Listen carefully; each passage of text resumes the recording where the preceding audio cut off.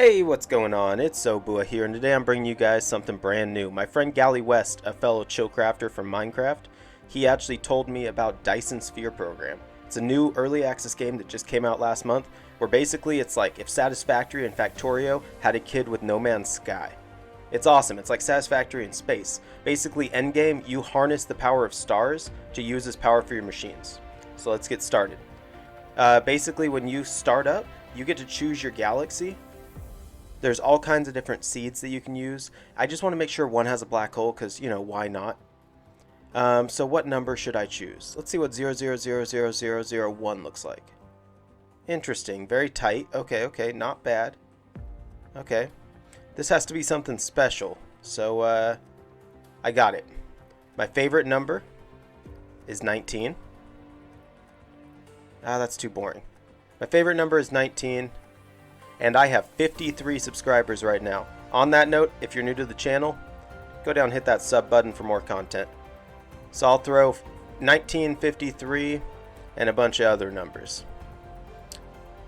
So I'm going to show you some of my favorite parts that I checked out about this game, but before that, I'm going to sit back, shut up, and just let you guys watch this truly amazing intro that this game has.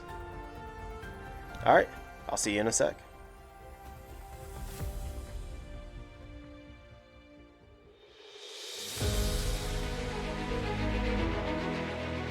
Welcome to the actual universe.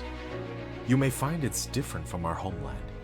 Should you be able to adapt to the laws of physics in a short time, I am your advisor and will help you through this mission.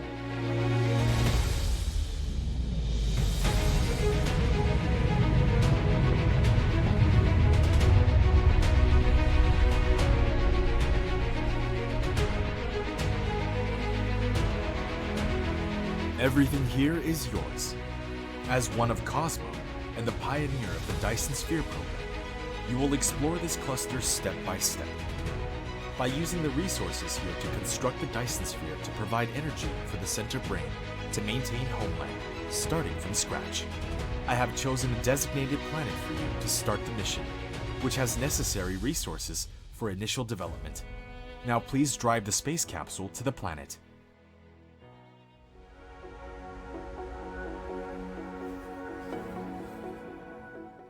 Alright, well there you have it. At this point it let me take control again of my shuttle, and clearly I'm going for like an M-class, M-type planet that man could live on, it looks like. There's water, there's trees, there's plants.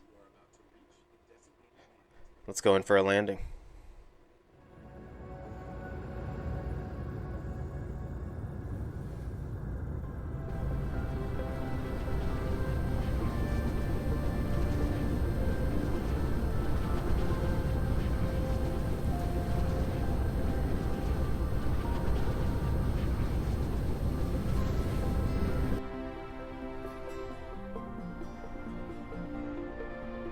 This is Icarus, a lightweight industrial mecha with powerful functionality. You can use the arrow. So the first thing I did notice when I landed is I'm a robot. I thought I was a human or something this whole time. No, it makes sense. I'm gathering energy to fuel the home brain. It's kind of like a Borg type thing. So right away I found iron. I realized if I right click on it, I can mine it. And this robot in the top right actually is telling me all about it. One of the first things I realized I have to do is look at the tech tree. This thing is, it's outrageously big. It's got to be at least 80 or 100 things. Plus, there's all the upgrades that you can get. And keep in mind, this game only came out a week ago, so I'd say that's pretty impressive. So I am gathering iron ore as I'm in the menus, which is also cool. It doesn't pause it.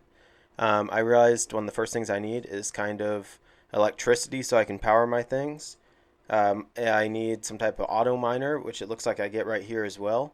And then I need a storage, and I need a smelter. Just kind of the basics.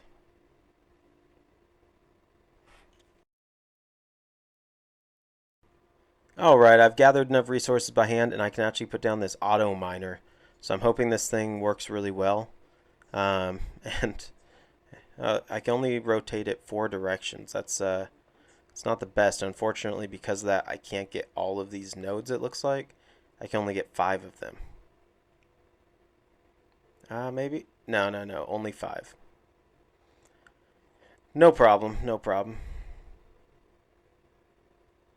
Yeah, that'll work. So when I click it, one thing that I did think was really cool is that I have little robots that actually come off of my robot, my mech, and they build it. So it's showing a power symbol. You start out with like a wind turbine. It has a really small area, but you can have like little Tesla coils, towers, Tesla towers, I guess they're called, that extend the power wirelessly.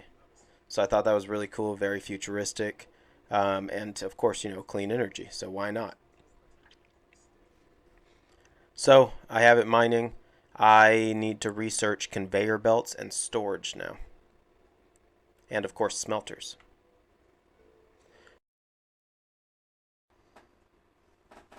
Alright, so I have one down at the copper nodes and one down at the iron. This is my smelter. I just learned how to make it. So I'm going to place it pretty close to both of them and see if maybe I can connect them. I'm assuming I have to smelt the ores into like some type of ingots or something. They are both missing power, it looks like, so I'll have to do something there. One thing that I did realize is when making this is that you need more than two spaces in between because you need at least one conveyor spot, and then you need to be able to put a collector on each side that actually touches. It's a sorter. Alright, so one thing I did realize is that my mecha has a fuel section here. And when I run out of fuel, my bar at the bottom starts to go down. So I can put some plant fibers in, it looks like. I can put some logs in. Or my personal favorite early game, is just find a little bit of coal and start mining it. So coal's going to look like this. If you mine it, it lasts a hell of a lot longer than wood and plant fiber and stuff like that. I'm hoping I can get to oil. I'm going to throw up a fuel list that I found on the internet on the screen real quick that just shows how efficient every fuel is in the game right now. I thought it was really interesting, and it's definitely a survival type thing, whereas a lot of other games make you eat or drink. Your mecha, being a robot, has to have power to continue moving. It's definitely very, very interesting. Now is when I really felt like I kind of got into the game. I'm looking at my different mech upgrades, things like that. And in order to do these, they take that little like blue square thing. I wasn't 100% sure exactly what that was, but I figured I can figure it out. So there are some really cool upgrades. These ones allow me to look at the resources on different planets, and then different planets in my galaxy, or in my solar system, and then different planets in my galaxy. And then it allows me to see not only the resources for the fourth one, but also the percentages left on that planet in every planet in the galaxy. There's all kinds of different things, faster running speed, more power capacity, more robots that I can send out so I can build stuff quicker, the little drones I think they're called. So definitely cool. But anyway, it was at this point that I realized I need to start making some of those little blue crystals. And this was actually going to be the little blue squares, the cubes. This was going to be the first thing that I had to make in this game. And it was a little complicated. Basically, I have to take copper and I have to run it into a smelter to turn it into copper blocks, copper plates. Then I have to take iron and I have to turn it into iron plates.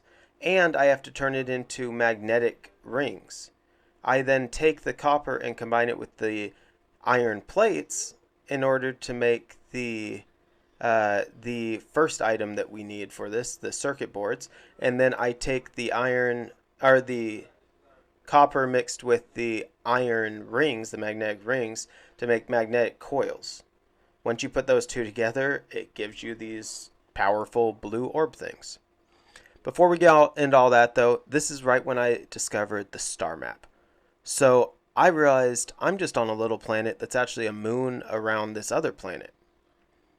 I mean, how cool is that? So it looks like I'm the only planet, or I guess I'm a moon technically, if that other thing's a planet, because that's not a sun.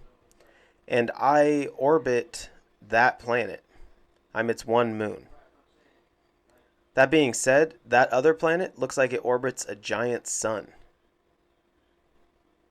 I'm assuming it was the sun that we passed on the way in.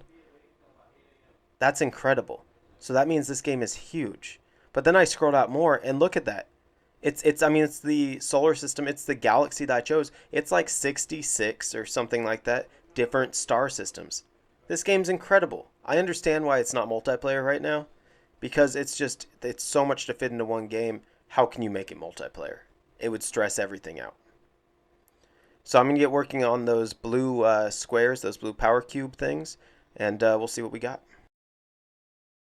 Alright, I've got this all set up. If I click on this storage right here, my research center, that big round glowing thing next to me, or big square, I guess, glowing thing, actually dumps into a storage container that's storing nothing but those, I guess, power cubes, I'm going to call them, the blue cubes.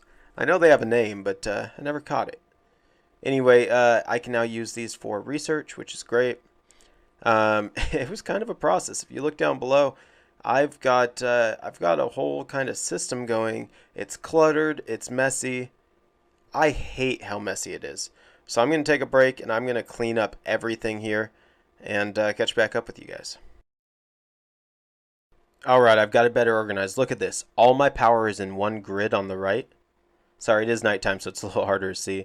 And then it runs over with all the Tesla towers to power everything.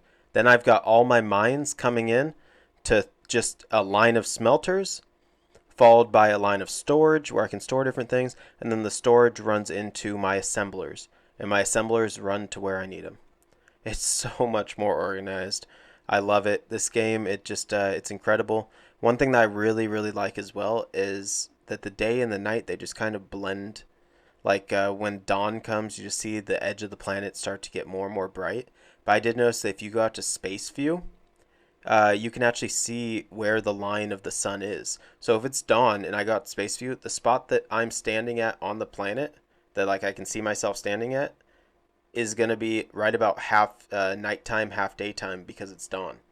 So it's really cool that they added that little bit of detail. And I think it's definitely a good addition to the game. I wanted to make sure that I wasn't on this game for more than about 2.5 hours, so I can kind of get a feel of the game, but not necessarily dive into it really heavy. I just want to see how the outer shell feels and give my opinion based off that. So the last thing that I did before I ran out of time was I added a tower that actually charges. As you can see, I'm going up really fast at the bottom. It charges my mecha whenever I am near it, which is really cool. And then I started getting steel and oil ready. Turns out oil is actually a fantastic fuel. It's much better than coal, as I told you on the chart earlier. So once I get oil going, then I will be good to go on my mecha as far as fuel goes. I really enjoyed this game. Let's hop back to the menu and I will take a look at it and see what I gave it as a score. Alright, you guys, it's time to get into the ratings area. So before I get into it, I have four types of ratings that I can give it. I can either give it the worst, not recommended, flawed experiences is one step up, conditionally recommend is pretty good, honestly, and unconditionally recommend, I honestly say, for some of the top tier games. So if it doesn't get unconditionally recommend, don't get mad at me. It's just that's reserved for just a few games that I think are above and beyond. So what I base this off of is visuals, content story, difficulty, and how original it is. So let's start with how original it is. I think it's 100% original. I've never even heard of anything like this. It took some great games like Satisfactory, Factorio, and No Man's Sky and just kind of threw it all together. It's great. I have to give it a solid 5 out of 5 on that. Now difficulty, I didn't think it was difficult at all. It may be because of the instructions, and that sounds like a good thing, but I kind of like a little bit of difficulty in my game. I thought it was a little too easy, honestly. So I'm only going to give it a 2.5 on difficulty. That brings us up to 7.5. As far as the content and story, it was okay. I like the idea. I haven't heard much more about it, but I might hear more if I played the game more. So I'll let that one slide and I'll give it another 2.5. That brings us up to 10. The last part is visuals. I don't do this often, but that beginning scene just blew me away. Something about every planet being different, and you can look at the different planets as they're rotating and see which side is light and which side isn't. It's another 5. That brings up to 15 out of 25. That's not bad. That's pretty good in my books. And honestly, I don't do this often, but I gotta give it an unconditionally recommend you should go out and buy this game. It is fantastic. The only downside is it's only single player. So if you have friends, don't plan on playing with them. Hope you guys enjoyed it. If you have any questions or you think otherwise, leave me a comment. But this is Dyson Sphere Program, and this is Zobua. Till next time, I'm out.